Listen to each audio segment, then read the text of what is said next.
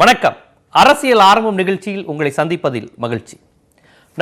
தமிழகத்தில் நடந்து முடிந்திருக்கக்கூடிய மக்களவைத் தேர்தல் மற்றும் சட்டமன்ற இடைத்தேர்தல்களில் பல்வேறு குளறுபடிகள் நடைபெற்றிருப்பதாக வாக்காளர்கள் தரப்பில், எதிர்க்கட்சிகள் தரப்பில் பல்வேறு குற்றச்சாட்டுகள் வைக்கப்பட்டிருக்கின்றன. தேர்தல் வாக்குப்பதிவில் பெயர் இல்லாத போதும் நடிகர் என்ற காரணத்தினால் சிவகார்த்திகேயன் அனுமதிக்கப்பட்டாரா என்கின்ற கேள்வியும் இருக்கிறது. அப்படி என்றால் சாமானியரான அறந்தாங்கி தேன்மொழி ஏன் அனுமதிக்கப்படவில்லை என்கின்ற கேள்வி எழுகிறது. இது குறித்தெல்லாம் தேர்தல் அதிகாரி, தேர்தல் ஆணையம் பதில் சொல்வோம் என்றும் கூறியிருக்கிறது. இந்த நிலையில் இது போன்ற பிரச்சனைகள் வாக்குப்பதிவு சமயத்தில் நடைபெறுவதை எவ்வாறு தவிர்க்க வேண்டும்? ஏனென்றால் இன்னும் 4 சட்டமன்ற இடைத்தேர்தல்களை தமிழகம் சந்திக்க இருக்கிறது. இது போன்ற விஷயங்கள் நடைபெறாமல் தவிர்க்க முடியுமா என்பதெல்லாம் குறித்துதான் இன்றைய அரசியல் ஆரம்ப நிகழ்ச்சியில் நாம் விரிவாக பேசியிருக்கிறோம். இது குறித்து தங்களது கருத்துக்களை பதிவு செய்வதற்காக எழுத்தாளர் ராம்கி, பத்திரிகையாளர் கோட்டீஸ்வரன் அவர்கள் நமது அரங்கிற்கு வந்திருக்கிறார்கள். சார் வணக்கம். கோட்டீஸ்வரன்ட்ட கேட்கிறேன், ஒரு பத்திரிகையாளராக இந்த மாதிரி விஷயங்களை நீங்கள் எப்படி பார்க்குறீங்க? அதாவது எங்களுக்கு பேர் இருக்குது அப்படின்னு நம்பி பூத்து வரையும் வர்றாங்க. நான் போன வருஷம் இதே பூத்தில் போட்டேன், இதே முகவரியில் தான் இருக்கேன்னு, பேர் இல்லை அப்படிங்கிற விஷயம் வருது. அதே சமயம் பிரபலங்கள் வராங்க, மீடியாக்கள் அவங்கள சூழ்ந்து நிற்கிறாங்க, அவங்க நாங்கள் ஓட்டு போட்டோன்னு காமிக்க வேண்டிய இருக்குது. அவங்களுக்கு ஏதாவது பிரச்சனைனா ஒரு 10 நிமிஷத்தில் பேசி சரி செய்யப்படுது அப்படிங்கிறது. இது எப்படி ஒரு சாமானியராக புரிஞ்சுக்கிறது? இது சாமானியெல்லாம் புரிஞ்சுக்கிறதுன்னு பார்த்தீங்கன்னா, ஓட்டு போடாதவங்களுக்கு, குறிப்பாக போன தேர்தலில் ஓட்டு போட்டு இந்த வாட்டி வாக்கு இல்லை அப்படின்றவங்களுக்கு இது ஒரு மிகப்பெரிய ஏமாற்றத்தை கொடுக்கும். ஒரு மனக்கசப்பு இருக்கும். அதாவது ஒரு ஆக்டரு, அவருக்கும் என்னோட கண்டிஷன் தான், அவருக்கும் எபிக் கார்டு இருக்குது, ஆனால் வாக்காளர் பதிவில் அவரோட பேர் இல்லை, ஆனால் அவரை வாக்கு போட விட்டாங்க, ஆனால் என்ன உள்ளே விடலை அப்படின்னும் போது ஒரு காமன் மேனுக்கு ஒரு கோபம் வரும். இப்போ இது முழுக்க முழுக்க காரணம்னு பார்த்தீங்கன்னா, அந்த சிஸ்டமேட்டிக் ஃபாலோ அப் கிடையாது. அதாவது ஓட்டர்ஸ் ரோல் 2 சைட்லேயுமே கிடையாது, பப்ளிக் சைட்லேயும் கிடையாது, பப்ளிக்கோட குறிப்பாக எலெக்ஷன் கமிஷன் சைடில் கிடையாது. ஒரு பொதுவான ஒரு பப்ளிக்கோட பாயிண்ட் ஆஃப் வியூ என்ன இருக்குன்னா, போன வாட்டி நான் ஓட்டு போட்டேன், நானாக போயிட்டு என் வாக்கை நீக்க சொல்லலை. ஸோ அப்போ அது அந்த ஸ்டேட்டஸ்க்கோ அப்படியே தான் இருக்கும். இப்போ ஃபார் எக்ஸாம்பிள் நமக்கு ரேஷன் கார்டு இருக்குது, மாதம் நம்ம போய் ரேஷன் கார்டில் போகிறோம். இப்போ ரேஷன் கார்டு நீக்கியாச்சு உங்கள் பேருன்னு சொன்னால் அது எப்படி ஒரு ஷாக் இருக்கும். அதே மாதிரி ஒரு சிஸ்டம் தான் இங்கே. இப்போ இதில் என்ன ப்ராப்ளம்னா, அந்த வெரிஃபிகேஷன் பண்ணுற ப்ராசஸை ரேஷன் கார்டு அளவுக்கு இதுவும் என்னுடைய அடிப்படை உரிமை, அதை விட முக்கியம். ஏன்னா ரேஷன் கார்டை வச்சு நீங்கள் யார் அரசாங்கம்னு தீர்மானிக்க முடியாது. உங்கள் வயிற்றுக்கு என்ன தேவையோ அதை தான் வாங்கிக்க முடியும். வாக்காளர் அதை அவ்வளோ உரிமையாக கோபமாக நினைக்கிறானா அது ஆரோக்கியமான ஜனநாயகம். ரேஷன் கார்டு அளவுக்கு வாக்காளர் உரிமையை நினைக்கிறாங்கன்னா, ஏன்னா வாக்களிக்க வாருங்கள்னு ஒரு மிகப்பெரிய பரப்புரை நடக்குது. இந்த சமயத்துல ஒரு அறந்தாங்கி தேன்மொழி போன்றவங்க இந்த ஒரு ஓட்டு என் ஓட்டு போயிருச்சு அப்படின்ட்டு அவங்க நினைக்காம போராட்டம் பண்றாங்க அப்படின்னா ஒரு ஆரோக்கியமான ஜனநாயகம் தானே? இல்ல, அது அறந்தாங்கி தேன்மொழியோட வாதம் உண்மையிலே பெருமைப்படுற ஒரு விஷயம். அதாவது என் ஓட்டு, இப்ப நம்ம பிரச்சனை என்னன்னா, படம் எடுத்தா அந்த படத்தை பத்தி பேசுறோம், பட் ஒரு சாமானியமான ஒரு குடிமகனோ இல்ல ஒரு வாக்காளர் இஷ்யூ ரைஸ் பண்ணும்போது அதை பெருசு பண்றது இல்லை. என்ன கேட்டால் அன்னைக்கு என்ன ஆயிருக்குன்னா, இப்போ சிவகார்த்திகேயனுக்கு ஓட்டு இல்லை அப்படின்னும் போது அது தலைப்பு செய்தியாச்சு. தலைப்பு செய்தியாகி ஊடகத்தில் செய்தித்தாளெல்லாம் பெருசாக ஆக்க போகிறாங்கன்ற அந்த ஒரு பயத்தில் அந்த லோக்கலில் இருந்த ப்ரெசைடிங் ஆஃபீஸர் என்ன பண்ணியிருக்காரு, சரி இது எங்கே இது விட்டால் ஏதோ பிரச்சனை ஆகுமோன்னு நினச்சி பயந்து போய் கூப்பிட்டு திருப்பி மறுபடியும் வாக்கு செலுத்த வச்சுருக்காங்க.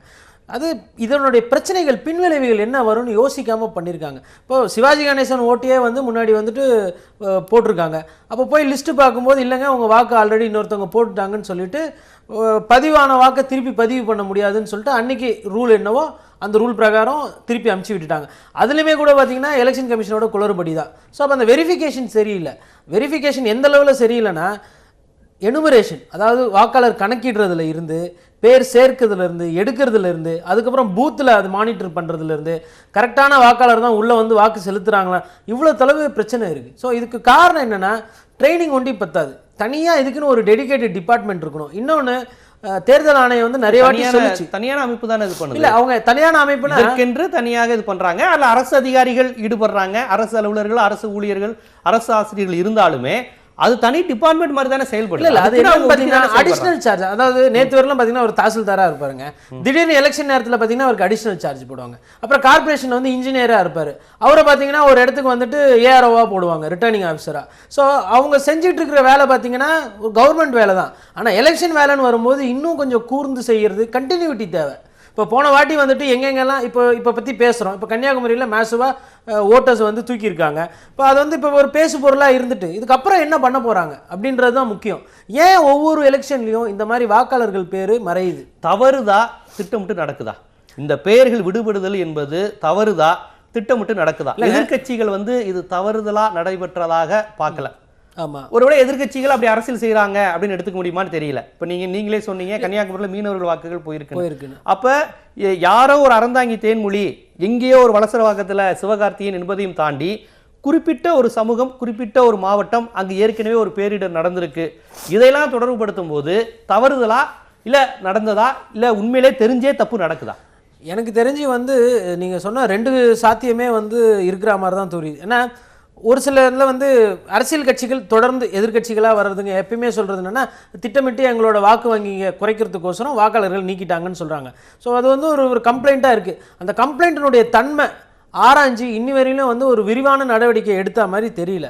அது எப்படி எதை வச்சு அந்த நடவடிக்கை நான் சொல்கிறேன்னா, இப்போ ஒரு பேருக்கு 1000 விளக்கில் வந்து ஒரு 500 வாக்காளர்கள் போயிட்டாங்க. 500 வாக்காளர்களை தவறாக நீக்கினது இந்த அதிகாரியை சஸ்பெண்ட் பண்ணுறோம் அப்படின்னு சொல்லிட்டு ஒரு டீட்டெயிலாக ஒரு ஆக்ஷன் வந்து இதுவரையிலும் நம்ம பார்க்கல. அது இந்த மாதிரி ஆக்ஷன் இல்லாததுனால தான் அந்த மாதிரி தவறுதெல்லாம் நடக்கிறது. நடவடிக்கை எடுத்திருக்காங்களே. இவர் நம்ம சிபிஎம் வேட்பாளர், மதுரை வேட்பாளர் வந்து சொல்லியிருக்காங்க, இந்த மாதிரி தாசில்தார், பெண் தாசில்தார் எதுக்குங்க பாதுகாப்பு அறைக்கு அது வந்துட்டு பாத்தீங்கன்னா நடவடிக்கை எடுத்திருக்கோம். அது வந்துட்டு பாத்தீங்கன்னா டைரக்டா நடக்கிற கேஸ். அதாவது ஒரு ரெஸ்ட்ரிக்டட் ஏரியால ஸ்ட்ராங் ரூம் பக்கத்துல போகக்கூடாதுன்னு கைட்லைன்ஸ் இருக்கு. போகக்கூடாதுன்னு இருக்கும்போது அந்த நேரத்தில் வந்து போக வேண்டிய கட்டாயம் என்ன, அது வந்து கேமராவில் வந்தது எல்லாருக்கும் தெரிஞ்சதுனால அது ஒரு இஷ்யூ ஆச்சு, ஆக்ஷன் எடுத்திருக்காங்க. அப்பவுமே பார்த்தீங்கன்னா கூட தாசில்தார் வரலாம் தான் ஆக்ஷன் எடுத்திருக்காங்க. தாசில்தார் எதுக்கு போனாங்க, தாசில்தாரை யாரை போக சொன்னாங்க, அதனுடைய நோக்கம் என்ன டாக்குமெண்ட் அப்படின்றது இன்னி வரலும் டிரான்ஸ்பரண்டாக ஊடகத்திலே ஆகட்டும் இல்லை வெளிப்படையா சொல்லல. அது குறித்து விளக்கம் கொடுக்குறோம்னு சொல்லியிருக்காங்க அவங்க. இல்லைங்க, அதாவது விளக்கம் கொடுக்குறோம்னு சொல்லியிருக்காங்க. அது ஒண்டிக்கு பத்தாதுங்களே. நிறைய இடத்துல நிறைய பிரச்சனை. இப்போ பார்த்தீங்கன்னா ஒரு அரியலூரில் வந்துட்டு வாக்காளர்களை வந்து போலிங் பூத்துக்கே அனுமதிக்கலை, போகவே விடலை. இந்த மாதிரி பிரச்சனைகள்லாம் வருது. இது எதை காட்டுதுன்னா, எலெக்ஷன் கமிஷன் வந்துட்டு நிறைய விஷயத்துல எல்லாத்துக்குமே தேர்தல் ஆணையம் தான் பொறுப்புன்னு சொல்ல முடியுமா? இல்லைங்க, இது ஒண்டிதாங்க அவங்களுக்கு வேலை, வேற வேலை கிடையாது. 5 வருஷத்துக்கு ஒரு வாட்டி எலெக்ஷன் நடத்துது.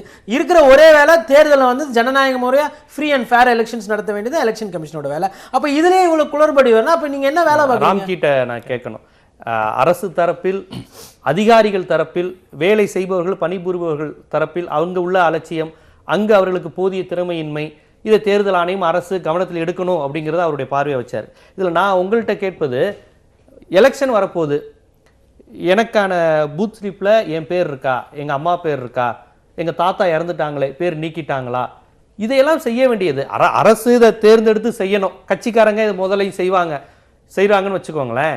இப்போ அவர்கள் செய்யவில்லைங்கிற குறை ஒரு பக்கம் இருக்கட்டும். ஒரு குடிமகனா நான், என் பேர் ஏன் இல்லை, என் பேர் எலெக்ஷன் அன்னைக்கு திடீர்னு பூத் ஏஜென்ட் போயிட்டு ஐயோ எங்கள் பேர் நிற்கிட்டாங்க, ஐயோ ஒரே குடும்பத்தை சேர்ந்த 4 பேர் நிற்கிட்டாங்க, ஐயோ எங்கள் ஒரே சமுதாயத்தை சேர்ந்த 400 பேர் குடும்பங்கள் இல்லை, இப்படி சொல்கிறத ஏன் ஒரு வாக்காளர் நினச்சா, பொறுப்புள்ள குடிமுகம் நினச்சா, ஓட்டு போடணுங்கிற கான்சியஸோடு நினச்சா ஒரு 10-15 நாளைக்கு முன்னாடியே பூத் ஏஜென்ட் இந்த மாதிரி விஷயங்கள்லாம் விசாரித்து நம்ம பேர் இருக்கா நீக்கப்பட்டிருக்கான்னு ஒரு சிட்டிசன் நினச்சா சரி செய்ய முடியாதா?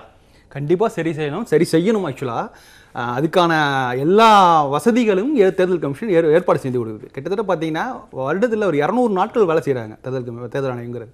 ஸோ அவங்க வந்து நிறைய வரைவு பட்டியல் அப்பப்போ வெளியிடுறாங்க. அதை பற்றின அறிவிப்புகள் வருது, ஊடகங்களும் அதை பற்றி கவர் பண்ணுறோம். அவங்க போய் வெப்சைட்டில் போய் அவங்க செக் பண்ணுறது ஒரு சாதாரண வாக்காளரின் கடமை, பண்ணியே ஆகணும். இன்றைக்கி தொழில்நுட்பம் சாத்தியப்பட்டிருக்குது. யார் வேணாலும் நெட்டில் போயிட்டு எபிக் சர்ச் ஈஸியாக பண்ணலாம்.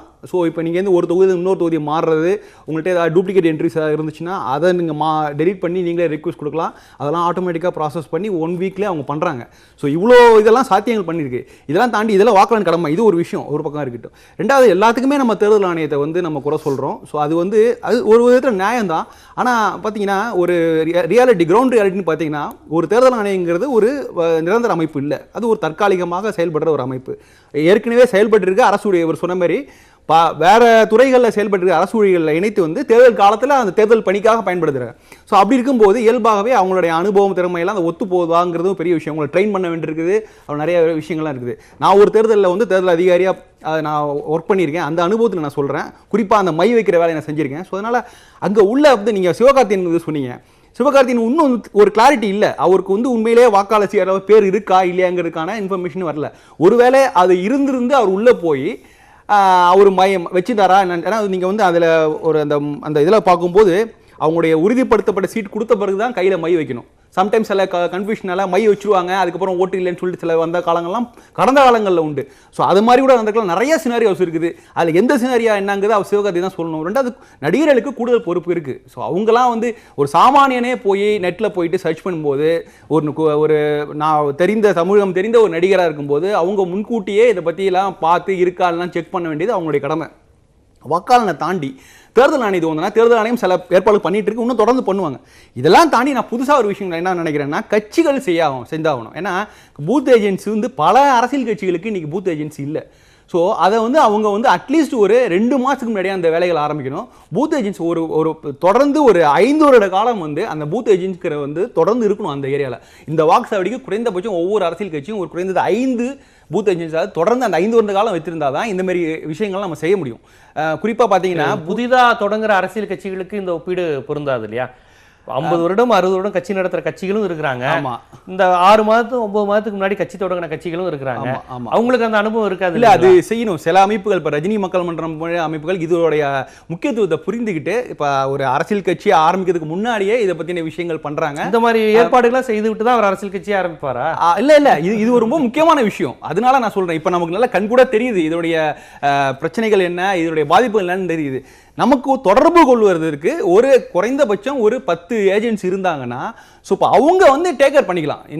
எங்க வாக்குச்சாவடியில் இப்போ நீங்கள் அடுத்தது போயிடுச்சு. இப்போ என்ன பண்ணோம், வாக்காளர்களுக்கு பணம் விநியோகம் பண்ண விஷயங்கள் பற்றி வரும்போது இப்போ ஒரு சில தொகுதிகளில் வந்து நான் உங்களுக்கு பணம் கொடுத்தோம், நீங்கள் ஏன் வந்து ஓட்டு போடல, பணத்தை திருப்பி கொடுங்கன்னு சில பூத் ஏஜென்சி போய் கேட்குற மாதிரியான செய்திகள் வந்துட்டு இருக்குது. ஸோ ஒரு விதத்தில் வந்து பார்த்தீங்கன்னா பணம் கொடுத்தவங்களுக்கும் இது ஒரு நல்ல விஷயம் தான், கொடுத்த பணத்தை திருப்பி வாங்குறதுக்குலாம் இதெல்லாம் நடந்துட்டு இருக்குது.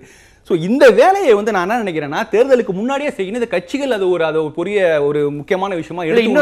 இன்னொரு கவனிக்க வேண்டிய விஷயம் நீங்க பார்க்கும்போது, இந்த மாதிரி வேலைகள் கிராமங்களில் கொஞ்சம் சரிவர நடைபெற ஒப்பிடும்போது, நகர்ப்புறங்களை ஒப்பிடும்போது, நீங்க நல்லா கொஞ்சம் சென்னை மாதிரி பகுதிகளை ஒப்பிடும்போது, சென்னை மாதிரி பகுதி தான் எப்பயும் வாக்குப்பதிவு குறைவா இருக்கு. ஒவ்வொரு முறை பார்க்கும்போதும் எங்க படித்தவர்கள் இருக்கிறார்கள், எங்கே கார்பரேட் நிறுவனங்களை வேலை பார்க்குற விழிப்புணர்வுள்ள இளைஞர்கள் இருக்கிறாங்கன்னு நினைக்கிறோமோ, அங்கதான் 53 54 விழுக்காடு தாண்டம் இருக்குது. அப்ப அப்படி இருக்கும்போது இங்கதான் அந்த வேலை குறைவா நடக்குது. இங்கதான் வந்து பெயர் பட்டியல இல்லைங்கிற விஷயமும் அதிகம் நடக்குது. கண்டிப்பா கிராமங்கள்ல நீங்க சொல்ற மாதிரி அந்த மாதிரி விஷயங்களும் நடைபெற வாய்ப்பு இருக்கு. பணம் கொடுக்கறது, வீட்டுக்கே போய் உறவு முறை சொல்லி பணம் கொடுத்து நடக்கிறது. அங்கெல்லாம் பூத் ஸ்லிப்லாம் கரெக்டா போய் சேர்ந்துருது. அவங்க கண்டிப்பா பேரு என்ன நம்பர் எந்த சீரியல் நம்பர்ல இருக்குன்னு முத கொண்டு சொல்லிடுறாங்க. அப்ப படித்த நகர்ப்புறத்துல தான் இந்த பிரச்சனையே வருது. நீ சொல்ற நடிகர்கள் மாதிரி இருக்கிற பகுதிகள்ல நகர்ப்புறத்துல நிறைய பிரச்சனை, அதாவது பக்கத்து வீட்டுக்காரர் யாருங்கிறது தெரிஞ்சுக்காத நிறைய பேர் தான் இருக்காங்க. ரெண்டாவது ஒரு சின்ன 4 ஃபிளாட் உள்ள ஒரு ஃபிளாட்ஸ்ல கூட ஒரு அசோசியேஷன் இருக்குது. இந்த அசோசியேஷனோட என்னன்னா அந்த பகுதியை சுத்தப்படுத்துறது, தண்ணி வர வைக்கிற அந்த மாதிரி வேலைகள் பண்ணும் போது கூடுதலாக தேர்தல் காலங்களில் இந்த மாதிரி நம்ம ஃபிளாட்ல உள்ளவங்களுக்குலாம் ஓட்ஸ் இருக்கா, அது அந்த ஒட்டுமொத்த இதிலே இருக்கு, வெப்சைட்லேயே இருக்கு. அந்த வாக்குச்சாவடிக்கான ஒட்டுமொத்தமும் PDF இருக்குது. அதை எடுத்துட்டு வந்து அவங்களே சொல்லலாம், இதெல்லாம் ஒரு விஷயமா பண்ணலாம். இது அவங்களுக்கு தெரிந்து செய்யாம இருக்காங்களா இல்ல வேணும்னே வந்து தவிர்க்கிறாங்களாங்கிறது ஒரு பெரிய இதா இருக்குது. நகரங்கள் வாழ்க்கையில் நகரத்தில் இருக்கிறவங்கலாம் அது தொடர்ந்து ஒரு குறிப்பாக இந்த அடுக்குமாடி குடியிருப்பில் இருக்கிற விஷயம்லாம் கண்டிப்பாக அதை செய்யலாம். ரெண்டாவது, நகரத்தில் வந்து உங்களுக்கு நிறைய தொழில்நுட்ப வசதிகள் இருக்கும்போது இதை நம்ம நிறையாவே பயன்படுத்திக்கலாம்.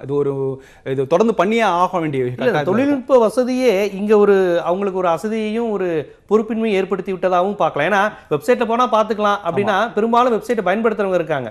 55 வயது 60 வயது தாண்டியவர்களுக்கு இளைஞர்கள் அப்படி பார்க்குற வசதி இருக்குது, அவங்களுக்கு அது தெரிஞ்சுக்க வாய்ப்பு இல்லை. அதனால வீட்டுக்கு வந்து பூத் ஸ்லிப் கொடுக்குற கட்சிக்காரங்களும் இப்போ நீங்கள் சொன்ன மாதிரி குறைஞ்சிட்டாங்க. மாதிரி வீடு தேடி வந்து கொடுத்து இத்தனை பேர்னு எடுக்கிறவங்க குறைஞ்சிட்டாங்க. அப்போ அந்த மாதிரி தரப்புக்கு இது ஒரு பெரிய விஷயமா இருக்கு. அவங்க இயல்பாக நடக்கிற ப்ராசஸும் இல்லை, அவங்க இணையங்களை பயன்பாடும் அவங்களுக்கு குறைவா இருக்கிறதுனால இந்த மாதிரி விஷயங்கள் நகரத்தில் அதிகமாக இருக்கிறத நம்ம உணரலாம். ஆமாம். இன்னொரு விஷயம் என்னன்னா, நம்ம இந்த டேட்டா பாதுகாப்பு பற்றிலாம், டேட்டா செக்யூரிட்டி பற்றிலாம் நிறைய பேசிகிட்டு இருக்கோம். இந்த தேர்தல் ஆணையம் வந்து அவங்க நல்ல விஷயம் தான், எல்லா தகவலும் நினைத்து இருக்குது. ஆனால் அதை எடுத்து பல பேர் பிரிண்ட் அவுட் எடுத்து பல பேர் கையில் இருக்குது. இதை வந்து இன்னும் போக வந்து கொஞ்சம் குறைக்கணும். பொதுவாக வேறு வழி இல்லை, வாக்காளர்கள் இணையத்தில் போய் அந்த அவங்களுடைய எபிக்ஸ் போட்டு சர்ச் பண்ணி எடுக்கிற அளவுக்கு தான் பண்ணணும். ரெஸ்ட்ரிக்ஷன் நிறையா கொடுக்கணும். இப்போ ஒட்டுமொத்த உங்களுடைய ஒரு குறிப்பிட்ட வாக்குச்சாவடியில் இருக்கிற அனைத்து வாக்காளர்களுடைய மொத்த விவரங்களையும் எடுக்கிற மாதிரி ஆனால் இப்போலாம் இருக்குது. அது போக அதெல்லாம் கொஞ்சம் ரெஸ்ட்ரிக்ட் பண்ணிட்டு பண்ணோம். அது ஏன் போட்டு வச்சிருக்காங்கன்னா, நிறைய வாக்காளர்களை நேரடியாக போய் இணைத்து தேட முடியலங்கிறதுனால அப்படியே எடுத்து போட்டிருக்காங்க. ஸோ இதை வந்து வாக்காளர் ஒரு ப்ராக்டிஸாக பண்ண ஆரம்பிக்கும் போது நமக்கு இன்னும் ரொம்ப ஈஸியாக இருக்கும். தேர்தல் ஆணையத்துக்கு வந்து வந்து நம்ம எல்லாமே எல்லாமே ஒருத்தர் ஓட்டு வேற ஒருத்தர் போடுறதுக்கு வாய்ப்பு அமையும் வாய்ப்பு இருக்கு இல்லையா? ஆமா, ஆமா. நீங்க ஆமா, சொல்லக்கூடிய correct. விஷயங்கள் எல்லாரோடையும் எடுத்துக்கலாம் அப்படிங்கிறப்ப ஆமா. இன்னும் கொஞ்சம் ரொம்ப இதுலயே இந்த மாதிரி தவறான வேலைகள் செய்வதிலே நிபுணத்துவம் பெற்றவர்கள் நிறைய பேர் இருக்கிறாங்க. ஹேக்கிங் செஞ்சு பண்ற அப்படிங்கிறப்ப சாரோட ஓட்டை மட்டும் எடுத்துருவோம், இவருக்கு தான் ஓட்டு போடுவாரு தெரிஞ்சு அப்படி நடக்கும் வாய்ப்பு இருக்கு இல்லைங்களா? அப்ப நேரடியா அரசியல் கட்சிகள் தேர்தல் ஆணையம் ஈடுபடுவதுதானே இதுல சரியான தீர்வு. ஆமா. எதிர்பார்ப்பு அவங்க கண்டிப்பா ஆமா, செய்யணுங்கிறதா? ஆமா, ஆமாங்க. ஏன்னா இப்போ வந்து பாத்தீங்கன்னா அதிகாரப்பூர்வமா தேர்தல் ஆணையத்தில் அதிகாரப்பூர்வமா பதிவு செய்த கட்சிகளே ஒரு 4-5 கட்சிகள் இப்போ இருக்கு. ஆளுக்கு ஒரு 10 பேர் இருந்தா கூட ஒரு வாக்குச்சாவடி குறைந்தபட்சம் 40 to 50 பூத் ஏஜென்ட்ஸ் இருக்காங்க. ஸோ அவங்க வந்து அவங்க உள்ள ஸ்பிட் பண்ணி ஒருத்தவங்க பண்ணும்போது அதை வந்து ஒருத்தர் ரிவ்யூ பண்ணி பார்க்கும்போது உங்களால் வந்து ஈஸியாக அதை ஒரு 10 நாள் காலத்திலேயே நான் அதெல்லாம் சரி செய்ய முடியும். குறிப்பாக நீங்கள் சொல்கிற மாதிரி நகரத்தை வந்து டார்கெட் பண்ணி நிறைய பண்ணும்போது இது நிறைய முன்னேற்றங்கள் நம்ம பார்க்க முடியும். இல்லை, இப்போ நீங்கள் சொல்கிறது பொதுவான விஷயங்கள். ஆனால் இந்த தேர்தலில் சில விஷயங்கள் வந்தது, அதை ஆளும் கட்சி மறுத்தாங்க. அவ்வளவாக இதெல்லாம் நாங்கள் எடுக்கலன்னு. இப்போ ஒக்கிப்பியில் பாதிக்கப்பட்ட மீனவர்களுடைய இது மட்டும் எடுத்திருக்கிறதா சொன்னாங்க. அன்றைக்கு வந்து விவாதங்கள்ல அவங்க வந்து அப்படிலாம் கிடையவே இல்லை, நீங்கள் மிகைப்படுத்தி சொல்கிறீங்க, காங்கிரஸ்காரங்க மிகைப்படுத்துகிறாங்க கன்னியாகுமரியில் அப்படிலாம் சொன்னாங்க. இந்த மாதிரி குறிப்பிட்ட சமூகம் இப்படின்னு குறி வச்சு நடக்கிற இந்த விஷயங்களை அந்த வாக்காளர்கள் எப்படி தடுக்கிறது? இல்லை, இது வந்து என்ன ஒரு தனி தேர்தல் ஆணையம் தடுக்க முடியுமா? தேர்தல் ஆணையம் வந்து அவங்க அதாவது அந்த தேர்தல் ஆணையத்தோட நடைமுறைங்கு தனி, அதை எப்போ பார்த்தா நம்ம அவங்க எது பண்ணாலும் நம்ம ரிவ்யூ பண்ண போகிறோம்.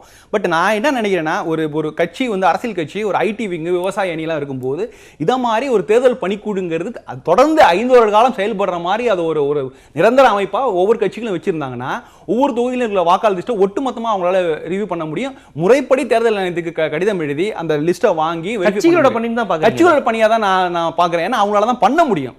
ஏன்னா வாக்காளர் வந்து அந்த தேர்தல் காலத்துல அவங்க பண்ண முடியும் மொழிய ஒட்டுமொத்தமா 5 வருட காலமும் அந்த வாக்குச்சாவடி இயல்பா வலிமையான கட்சிகளோட கைதான ஓங்கும், பெரிய கட்சிகளோட கைதான ஓங்கும். இல்ல பெரிய கட்சி சிறிய கட்சினாலும் தேர்தல் ஆணையத்தில் பதிவு பெற்ற கட்சிகள் அது சின்ன கட்சியா இருந்தாலும் இப்ப நீங்க பதிவு பண்ணிட்டாலே போதும் இல்ல ஒண்ணு. ஸோ அது வந்து நடைமுறையில் இருக்கு, அதாவது பாசிபிள் சாத்தியம் இருக்குன்னு நான் சொல்றேன். ஆனா இதை வந்து இதை கட்சிகள் தேர்தல் ஆணையம் இந்த மாதிரி சம்பவங்கள்ல தேர்தல் ஆணையத்தை இவங்க பழி போடுறாங்க.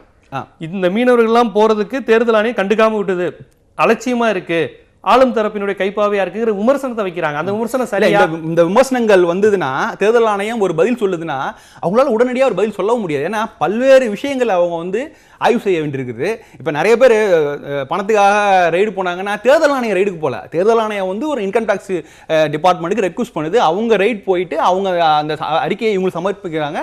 இந்த அறிக்கையை இவங்க மேற்கொண்டு ஆய்வு செய்து இதை வந்து இந்திய தேர்தல் ஆணையத்துக்கு அனுப்பிச்சு அவங்களுடைய இதுவும் வாங்கிட்டு தான் இவங்களால வந்து ஒரு கருத்தை சொல்ல முடியும். அப்படியான ஒரு நடைமுறை தான் இருக்குது. இன்னைக்கு ஒருத்தவங்க குற்றச்சாட்டு சொல்லும் போது அதை உடனடியாக மறுக்கவோ இல்லை அதுக்கு அத்தின விளக்கமா கொடுக்கறதுக்கு முடியாது. இப்ப சிவகார்த்தியன் அவருக்கு பட்டியல பேரே இல்லை, ஆனா வந்து ஒரு 10 நிமிஷம் கழிச்சுட்டு போயிட்டு திருப்பி வந்து வச்சாங்கன்னா அப்படி ஒரு சாத்தியமா? பேர் இல்லாதவங்களை திடீர்னு சேர்த்து விட முடியுமா? ஏற்கனவே இருக்கிறேன் அதை தான் அறந்தாங்கி தேன்மொழி கேட்டாங்க, அது எப்படி சாத்தியமா? அது அதாவது இது பார்த்தீங்கன்னா 2 சைடு இருக்கு. ஒன்று, சிவகார்த்திகேயன் போட்டது கள்ள ஓட்டா இல்லை அவர் ஓட்டை அவர் போட்டாரா, அந்த அளவுக்கு இது போய் பார்க்கணும் நீங்கள். ஏன்னா இது வந்து ஒரு கேஸ்ல இது வந்து அவங்க தேன்மொழி சொல்கிற மாதிரி ஒருத்தருக்கு சாத்தியம் இருக்குது இன்னொருத்தருக்கு சாத்தியணுமா, அப்போ வந்து ஒட்டுமொத்த தேர்தல் இதை வந்து அதுக்கு கேள்விக்குறியாக்குது. ஏன் வந்து சிவகார்த்திகேயன் ஃபஸ்ட்டு கேள்வி, சிவகார்த்திகேயன் ஓட்டு எப்படி காணா போச்சு? ஏன்னா சிவகார்த்திகேயன் எதிரில் வந்து நிற்கிறார், அவர் தான் சிவகார்த்திகேயன். அப்போ அவர் ஓட்டு எங்கே போச்சு? அவர் ஓட்டு தொலைஞ்சி போனதுக்கு காரணம் யார்? ஃபஸ்ட்டு நடவடிக்கை அங்கேருந்து ஆரம்பிக்கணும். ரெண்டாவது, சரி காணா போச்சு, ஓட்டில் பேர் இல்லை, இவர் தோழர் சொன்ன மாதிரி சிவகார்த்திகேயனுக்கு ஒரு நடிகராக கொஞ்சம் பொறுப்பு இருந்திருக்கணும். அவர் வந்து வெரிஃபை பண்ணியிருக்கலாம், இது மாதிரி என் பேர் ஓட்டர்ஸ் ரோலில் இருக்கா இல்லையான்ட்டு. அவர் பண்ணலை. அது வந்து ஒரு பெரிய மிஸ்டேக்குன்னு சொல்ல முடியாது, மாரல் கிரவுண்டில் தான் அதை நம்ம கொஸ்டின் பண்ண முடியும். ரெண்டாவது. மூணாவது, போய் பார்க்குறாங்க, பேர் இல்லை, அவர் ஓகே அங்கே ஏதோ பேசியிருப்பார் போல், பேசிட்டு வீட்டுக்கு வந்துட்டார், அதோடு முடிச்சு விட்ருக்கணும்.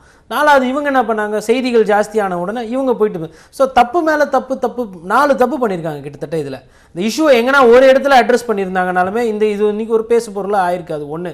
ரெண்டாவது, எலெக்ஷன் கமிஷன் வந்து ஒரு சில நடவடிக்கைகள்லாம் எடுத்தாங்க, அந்த நடவடிக்கையினுடைய எதிர்வினையாக தான் நான் இதை பார்க்குறேன். ஃபார் எக்ஸாம்பிள் என்ன சொன்னாங்க, ஆடம்பரமாக செலவு பண்ணக்கூடாது, இந்த வாத்தியம் வைக்கக்கூடாது, பலூன் கட்டக்கூடாது, ஃபெஸ்டூன் வைக்கக்கூடாதுன்னு சொல்லிட்டு செலவுகளை வந்து குறைச்சாங்க. இந்த பிரியாணி அந்த மாதிரி விஷயத்தெல்லாம் தவிர்த்தது இன்றைக்கி கடைசியில் எங்கே போய் நிற்குதுன்னா, அவன் என்ன பண்ணுறான், காசாக கொடுத்துட்றான் ஓட்டருக்கு. முன்னாடி வந்துட்டு ஒரு வேலை வாய்ப்பு ஒரு 1.5 மாதத்துக்கு வந்து ஒருத்தவங்க ஆட்டோ ஓட்டுவாங்க, லவுட் ஸ்பீக்கர் வைப்பாங்க, அப்புறம் ஒருத்தர் என்ன பார்த்தீங்கன்னா போஸ்டர் ஓட்டிக்கிட்டே வருவார், ஒரு திருவிழா மாதிரி இருந்ததை இவங்க டைட் பண்ணுறேன்னு சொல்லிட்டு கடைசியில் அதனுடைய ஆக்ஷன் இங்கே வந்து என்ன நிலை நின்றுருக்குன்னா, ஓட்டருக்கு டைரெக்டாக காசு. ஏன்னா என் பட்ஜெட்டு இவ்வளோ, இப்போ ஒரு 10 கோடி என் பட்ஜெட்னா அந்த 10 கோடியை நான் வேறு வழியில் செலவு பண்ணுறதுக்கு வழி கிடையாது. ஆனால் நான் 10 கோடி செலவு பண்ணணும். அப்போ என்ன பண்ணுவேன், நான் அதை வாக்காளருக்கு லஞ்சமாக கொடுக்குறேன், அது வந்து நிற்கிது. ஸோ இது வந்து ஒரு சைக்கலாஜிக்கல் எஃபெக்ட் ஒன்று. ரெண்டாவது பார்த்தீங்கன்னா பொலிட்டிக்கல் பார்ட்டிஸ் போய் பூத்தில் வந்து ஓட்டர் ஸ்லிப்பு வீடு வீடாக கொடுக்கும்போது ஓட்டர்ஸை வந்து இன்டியூஸ் பண்ணுறாங்க. அவங்க வந்து நான் அதை செய்கிறேன் இதை செய்கிறேன் காசு கொடுக்குறேன் வாக்கு வந்து வச்சு அரசியல் பண்ணுறாங்கன்னு சொல்லிட்டு அது தடுத்தாங்க. சரி, தடுத்தவங்க இவங்க என்ன பண்ணிருக்கணும், எலெக்ஷன் கமிஷன் இவங்களே வந்து பூத் ஸ்லிப் எடுத்து போய் வீடு கொடுத்துருக்கணும். பார்த்தாங்கன்னா அதை செய்யலை. அதை செய்யாததுனால தான் நிறைய பேருக்கு அவங்களுக்கு வாக்காளர்களில் பேர் இல்லைன்றதே கடைசி நேரத்தில் தான் தெரிய வந்தது. மேபி ஒரு 10 நாளைக்கு முன்னாடி விழிப்புணர்வா இல்லை, ஆமா கட்சிக்காரங்களும் விழுந்தடிச்சுட்டு வேலை செய்யலை. ஆமா, கட்சிக்காரங்களுக்கு பார்த்தீங்கன்னா பெரிய மைண்ட் செட் சேஞ்ச் ஆயிருக்குங்க. அதாவது வந்துட்டு வாக்காளர் வலைதளங்கள்லையும் டிவி விவாதங்கள்லையும் பிரச்சாரம் செஞ்சா போதுங்கிற மனநிலை வந்துருச்சா? இல்ல தெருவா போய் நோட்டீஸ் கொடுக்கறது, போஸ்ட் ஓட்டுறது இல்லைங்க, உழைக்க தயாரா இல்லைங்க அரசியல் கட்சிகள். இன்னைக்கு பிரச்சனை என்னன்னா அங்கதாங்க ஆரம்பிக்குது. உழைக்க தயாரா இல்லை. ஏங்க 5 வருஷத்துக்கு ஒரு வாட்டி தான் நீங்கள் போய் பிரச்சாரத்துக்கு வாக்கு கேட்குறீங்க. முன்னாடியெல்லாம் வந்து படிப்படியாக ஏறி போய் வாக்காளர்களை ஓட்டு கேட்பாங்க. அன்பான வாக்காளர்களேன்வா, வாக்காளர் எஜமானுங்களேன்வாங்க, ஏதோ ஒன்று சொல்லுவாங்க, அட்லீஸ்ட் சந்திப்பாங்க. இப்போ அது கூட பண்ணுறது இல்லையே. காரில் ஏறி உட்காந்துக்க வேண்டியது, இல்லை ஆட்டோவில் ஏறி கும்பிட்டுக்கிட்டே அப்படியே ரோடாக மெயின் ரோடாக போக வேண்டியது. ரொம்ப சின்ன சின்ன சந்து, அந்த சந்தில் வாக்காளர்கள் கம்மியாக இருக்கிறாங்கன்னா அங்கே போகிறது கிடையாது. இன்னும் இன்டீரியர் பார்ட்ஸில் என்ன பண்ணால் டிராஃபிக் ஜாம் அந்த மாதிரி இருக்கும்போது என்ன பண்ணுறாங்க, அடுத்து போக வேண்டிய பொறுப்பு இருக்குது. தேர்தல் சமயத்தில் நடைபெறுகிற இது போன்ற முறைகேடுகள், இது போன்ற விஷயங்கள், அலட்சியங்களுக்கு ஒரு கூட்டு பொறுப்பு இருக்குங்கிறீங்க. வாக்காளர், கட்சி, தேர்தல் ஆணையம் எல்லாரும் மொத்தமா தரம் தாழ்ந்துகிட்டே போயிட்டு இருக்கு. அந்த தரம் தாழ்ந்து போயிட்டு இருக்கிறதுனுடைய எதிர்வினைகள் தான் இது எல்லாமே. வாக்காளர்களுக்கு வந்து அவங்களுக்கு வந்து அந்த அவேர்னஸ் கிடையாது. எலெக்ஷன் கமிஷனுக்கு என்னடா நம்ம கமிஷன் வந்துட்டு ஒரு நடுநிலையாக ஒரு பேர் எடுக்கணுமே இந்த எலெக்ஷனில் அப்படின்ற உணர்வு அவங்களுக்கு இல்லை. அரசியல் கட்சிக்கு வாய்ப்பு கிடைச்சா போதும், எங்கே தப்பு பண்ண முடியுமோ தப்பு நம்ம பண்ணலாம் தொடர்ந்து அப்படின்ற மாதிரி இருக்குது. இன்னொன்று தோழர் வந்து ஒரு விஷயம் சொன்னார். அவர் வந்து ஒரு நல்ல எண்ணத்தில் சொல்கிறாரு, அரசியல் கட்சிகள்கிட்டயே வந்துட்டு இந்த வெரிஃபிகேஷன்லாம் பண்ணணும், அதுக்கப்புறம் அவங்க வந்து இன்னும் ஆக்டிவான. பட் இங்கே பிரச்சனை என்னன்னா, நல்ல அரசியல் கட்சிகள் இருந்தால் பிரச்சனை கிடையாது. இதை நம்ம அளவு பண்ணும்போது என்ன ஆகும்னா, அவங்களுக்கு அளவு ஆல்ரெடி இருக்குது, அவங்க இதை ஜாஸ்தி பண்ணும்போது எதிர்கட்சியினர் வாக்குகளை எடுக்கிறதுக்கும், இப்போ வக்கீல் நம்ம பார்த்தோம், அந்த மாதிரி சாத்தியக்கூறுகளும் நிறைய. ஏன்னா இந்தியாவில் வந்து கரப்ஷன் சார்ஜஸ் நிறைய இருக்குது, ஆஃபீஸர்களை கரெக்ட் பண்ணிட்டு என்ன வேணால் பண்ணலான்ற மாதிரி இருக்குது. அப்படி பண்ணாங்கன்னா அது தொடர்ந்து நடிகர் ஸ்ரீகாந்துக்கு மை வச்சுட்டு வாக்களிக்கலங்கிறதெல்லாம் எப்படி புரிஞ்சுக்கிறது? அது எப்படி மை வச்சாங்க? இல்லை, அது வந்து அவருக்கு கேட்டு வாங்கி வச்ச மாதிரி தான் சொல்கிறாரு. அதாவது அவருக்கு வந்து எனக்கு வாக்கு தான் கொடுக்கல, அட்லீஸ்ட் எனக்கு நான் வந்து முடியுமா இப்படி கொடுக்கலாமா? இல்லை, எனக்கு என்னமோ அது வந்துட்டு இப்போ சிவகார்த்திகேயன் கேஸுக்கும் ஸ்ரீகாந்த் கேஸுக்கும் வேரியேஷன் இருக்க மாதிரி தான் நான் பார்க்குறேன். ஏன்னா அவர் வந்து ஒரு நடிகர், அவர் வந்து அவர் ஜனநாயக கடமையை ஆற்றணும்னு வந்திருக்காரு. வந்த இடத்துல அவர் ஆற்றி விட்டுல அதை சொல்லணும். ஆமா, இல்ல வந்த இடத்துல விடல, சரி ஓட்டு தான் போட விடல, அட்லீஸ்ட் ஒரு மையாசி நான் வச்சு கொடுங்கன்னு சொல்லிட்டு இதெல்லாம் தான் நமக்கு ரொம்ப சந்தேகிக்க வைக்குது. இந்த மாதிரியான சம்பவங்கள்லாம் இது ரொம்ப இயல்பான நடைமுறை சிக்கல் தான் இது. ஏன்னா சில பேர் குழந்தைகளோட அழைச்சிட்டு போயிருக்காங்க. அப்போ ஒரு இதுக்காக வந்து குழந்தைகள் கை நீட்டி குழந்தைகளுக்கு வச்ச சம்பவம் தலைவரே ஒருத்தர் இப்படி வச்சிருக்காரு, பிஜேபி கம்ப்ளைண்ட் பண்ணியிருக்காங்க. சோ ஒரு ஆசைக்கு வச்சுக்கிறது, அதுல வந்துட்டு நம்ம அந்த அளவுக்கு பார்க்க வேண்டியது குழந்தைகளுக்கு எல்லாம் வச்சு விடுற மாதிரி யாரும் நடைமுறையில. இப்ப இந்த ஃபேஸ்புக் யுகம் ஒரு மையை இப்படி காட்டுறதுல ஒரு சந்தோஷம், அந்த முறையா தான் நான் அதை பார்க்குறேன் ஸ்ரீகாந்த் பண்ணது. இந்த தேர்தல் ஆணையம் பல்வேறு காலகட்டங்கள்லேருந்து இப்போ எந்த அளவுக்கு வேறுபட்டு வருது, சமூக வலைதளங்களுடைய பங்களிப்பு என்ன, அரசியல் கட்சியில் எந்த அளவுக்கு செயல்பட்டிருக்கணும், நமக்குள்ள கடமைகள் என்ன என்பதெல்லாம் குறித்து ரொம்ப விரிவாகவே உங்கள் இருவருடைய அனுபவத்தையும் பகிர்ந்து கொண்டீங்க. உங்கள் இருவருக்கும் நன்றி. மீண்டும் ஒரு தேர்தல் தர்பாரில் சந்திக்கலாம்.